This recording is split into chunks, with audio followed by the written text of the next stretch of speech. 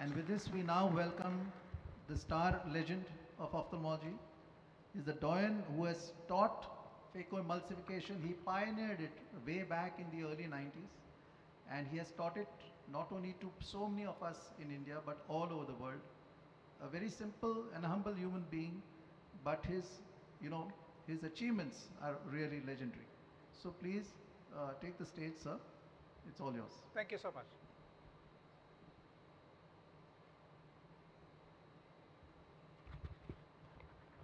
Good afternoon. Thank you so much for staying on. My talk is going to be a little different from all these previous excellent and wonderful talks. I just want to shift the gear and take you lower down. I just want to come to it with simple ways to optimize cataract surgery. See, all of us know and believe that cataract surgery is our bread and butter, and sometimes it is true, literally and spiritually. So now in this talk, I'm going to look a little bit spiritually. All of us are into meditation. All of us believe in, mindful living. So for an ophthalmologist, mindful living is a part that you do when you are in the theater, and that's the right time to do. And that's the reason I'm going to take you through some of the steps.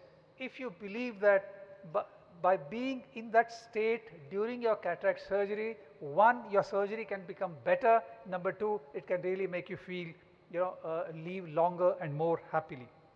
It's a very simple case, nothing hi-fi I'm going to show you here. You remember in the first speaker spoke about hard cataracts, very hard Brunnesen cataracts.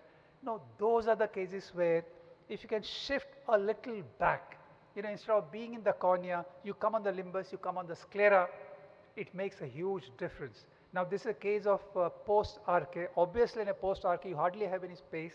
Luckily in this you have, but still if you stay little posterior, one thing, these post-arche patients who are normally high myopes, there's always a distortion in the cornea when you're operating.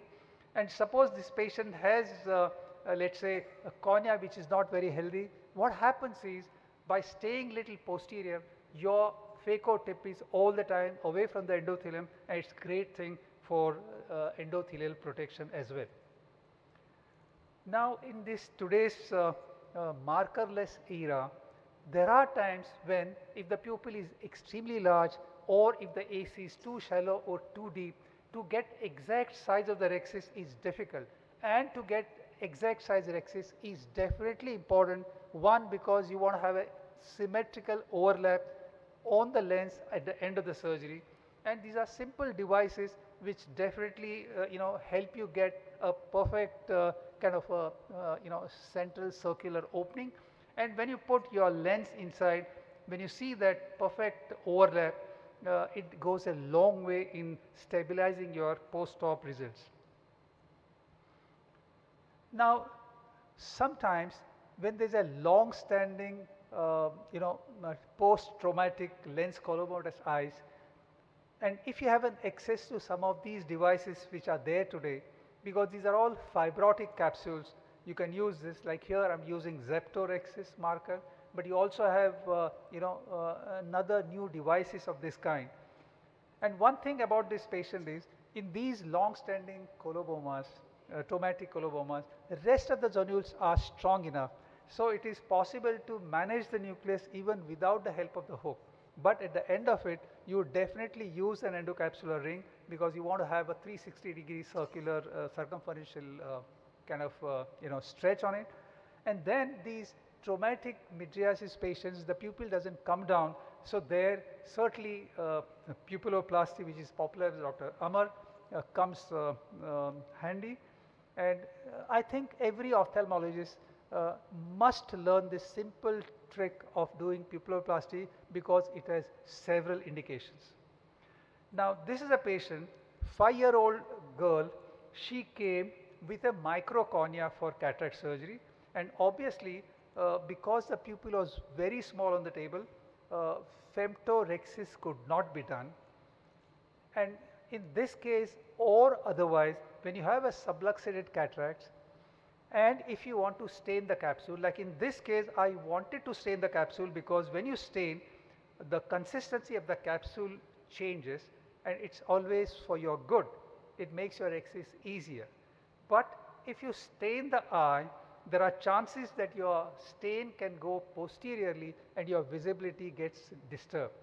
So the trick here is make a small opening in the anterior capsule and just inject your stain inside the capsular bag. So the stain doesn't come out, it doesn't go posterior. You just wash it, then fill the eye with viscoelastic. So what happens is your visibility is preserved, and then you can go with the forceps and complete the rhexis. And in such cases, as you know, at some stage when you don't get a proper counter pressure, you have to use hooks to get that counter pressure before completing it.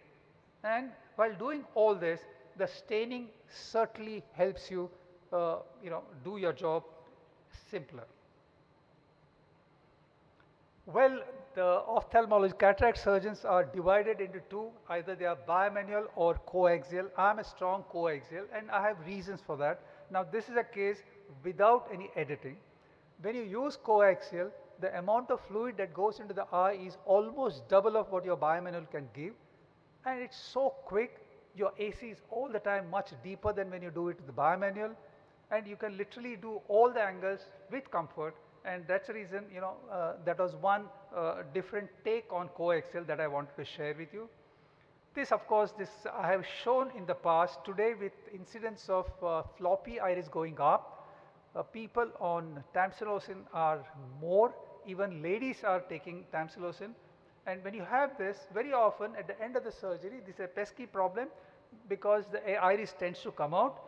So there's a very simple solution for that. What you can do is just go through with a spatula through the side port, just press on the iris back and do whatever you wish to do, and the iris just doesn't bother you. So this simple thing that can definitely help you.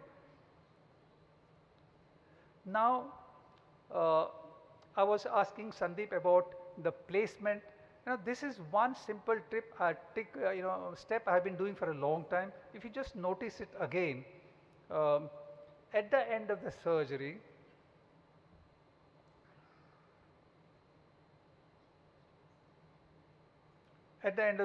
when you are done with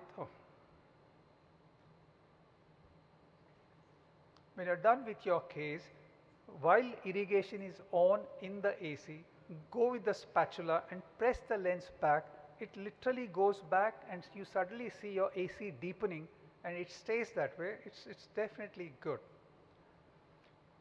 Very often in such post-uveitic eyes, when the iris is plastered on your lens capsule, the best way of separation is to do visco dissection. Find a small gap and fill viscoelastic.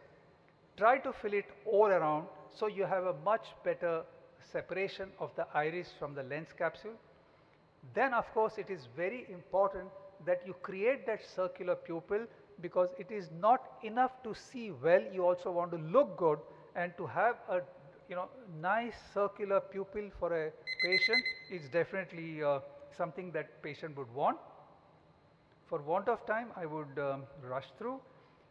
Now, very often when you have cases like this and you want to enlarge it, obviously you are going to use one of those pupil expanders, but the pupil is so small and you don't want to really stretch it hard because you don't want to tear it.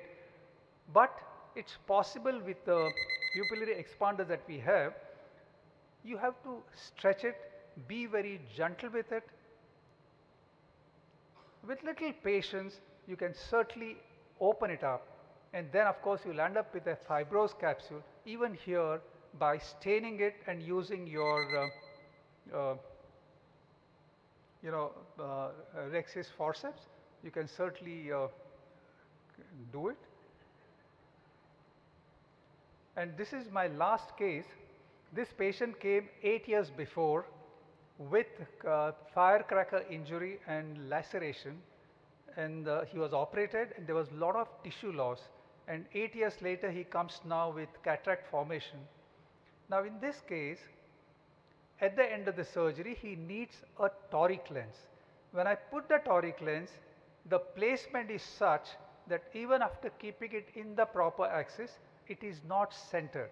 So obviously, the next thing that I'll have to do is to fix the lens. And there are different ways to fix it. I prefer to fix it with a ASIA anchor.